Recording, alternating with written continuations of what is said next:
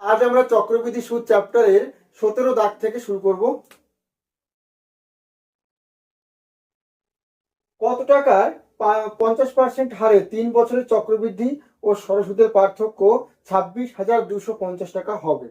তাহলে এখানে সেম অঙ্ক, তাহলে পি ইন্টু 1 প্লাস আর হচ্ছে 50% টু দি পাওয়ার 3 বছর বলেছে, মাইনাস পি এটা চক্রবৃদ্ধি সুদ, আর সরল সুদ হবে পি টি আর বাই 100। চক্রবৃদ্ধি সুদ মাইনাস সরল সুদ কত বলছে? 26,250, 26,250 টাকা। এখান থেকে আমরা পি কমন নিতে পারি। এখানে 50 দুগুণী 100 হবে, 2 2 3, 3/2 তার কিউব, 3 এর কিউব হচ্ছে 27, 2 এর কিউব 8, মাইনাস এখানে 1 থাকবে পড়ে, আর এখানে আমরা 50 দিয়ে কাটতে পারি, 50 দুগুণী 100, তাহলে পি কমন আছে, তাহলে 3/2, 26,250। পি ইন্টু লসাগু হবে আমাদের 8, তাহলে 27 মাইনাস 8 কে 8 হবে, 4 দুগুণী 8, 3 4 12 হবে, আর ওদিকে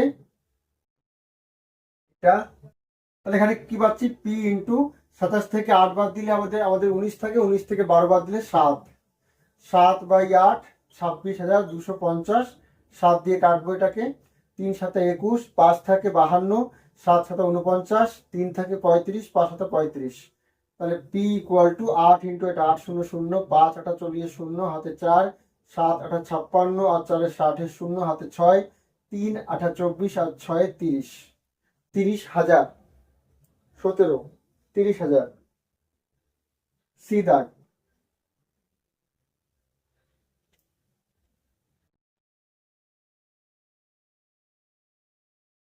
এখানে কি বলছে?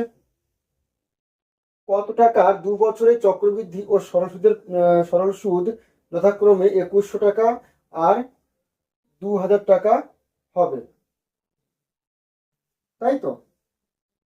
তাহলে আমরা এখানে দেখো সুদের হারও বলা নেই, কিছু বলা নেই, তাহলে চক্রবৃদ্ধি সুদ কত বলেছে?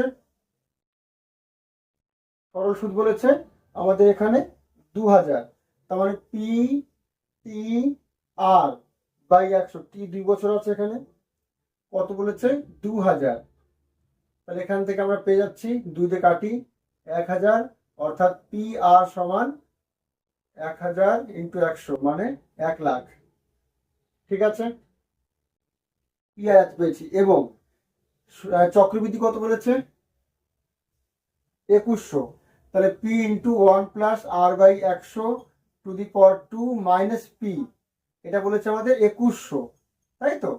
সুদ আসল থেকে আসল বাদ, তাহলে পি কমন চলে যাচ্ছে, তাহলে কি থাকছে? 1 plus R by 100 to the power 2 minus 1, ওদিকে 2100। আচ্ছা, এককে আমরা 1 স্কোয়ার লিখতেই পারি, তাহলে পি ইন্টু আমার দেখো এটা এ স্কোয়ার মাইনাস বি স্কোয়ার সূত্র পড়ে যাচ্ছে, তার মানে এ মাইনাস বি ইন্টু এ প্লাস বি, তাহলে এ মাইনাস বি করলে দেখো 1 কেটে যাবে, তাহলে থাকবে কি? আর বাই 100, আর এ প্লাস বি করলে 1 আর 1 2 হবে, প্লাস আর বাই 100। ঠিক আছে, আর ওদিকে 2100 আছে, পি ইন্টু আর পেয়েছি আমরা 1 লাখ, তাহলে 1 লাখ বাই 100 ইন্টু 100 দুগুণে 200 প্লাস আর বাই 100, ওদিকে 2100, তাহলে 1 2 3 4, 1 2 3 4, আর এই শূন্য দিয়ে এই শূন্য কেটে যাচ্ছে, তাহলে আর 200 প্লাস আর সমান 210, তাহলে আর ইকুয়াল টু 10। এবার কি চেয়েছে? 18 কত টাকার, তাহলে আর এর মান 10 বসিয়ে দিই, তাহলে কত হবে? পি ইন্টু 10 সমান 1 লাখ, অর্থাৎ একটা শূন্য কেটে গেল, তার মানে 10,000, আসল হচ্ছে 10,000, তাহলে 18 10,000 হচ্ছে উত্তর, বি দাগ।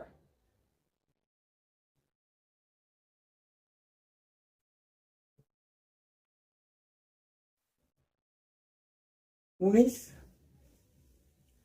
কোনো টাকার 2 বছরের চক্রবৃদ্ধি ও সরল সুদ যথাক্রমে 512 টাকা 50 পয়সা ও 500 টাকা হলে সুদের হার কত? সেম অঙ্ক, তাহলে সরল সুদ বলেছে এখানে 500 টাকা 2 বছরের, তাহলে P into 2 into R by 100 সমান 500 বলছে, তাহলে এদিকে কাটবে 50 দুগুণে 100, that is P R equal to 5 5 25,000। আচ্ছা, চক্রবৃদ্ধি সুদ বলেছে 512 টাকা 50 পয়সা, অর্থাৎ P into 1 plus R by 100 to the power 2। P common নিয়ে নিচ্ছি, তাহলে -1 হবে একটা, মাইনাস পি, পি একবারই কমন নিয়ে নিয়েছি, সমান কত বলছে 512 টাকা 50 পয়সা। আবার আরেকটা মতো স্কোয়ার করছে এটাকে, একই স্কোয়ার একই ব্যাপার।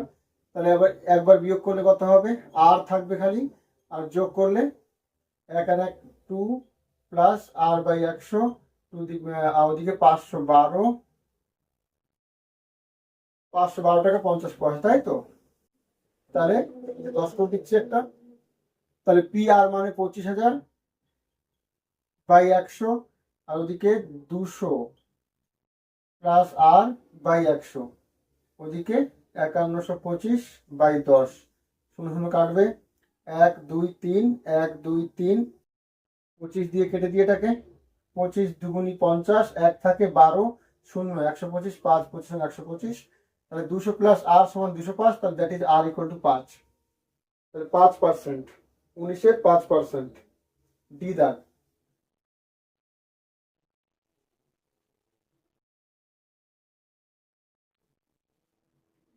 কুড়ি,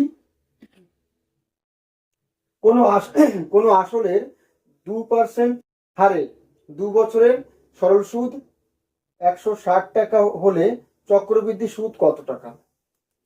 কোনো আসলে, তাহলে পি সরল সুদ বলেছে 160 টাকা, পি ইন্টু 2 ইন্টু আর, আর 2 বলেছে এখানে, বাই 100, পিটিআর বাই 100 সমান 160 বলেছে, that is 8 দুগুণি 16, 4 দুগুণি 8, that is P equal to 4000।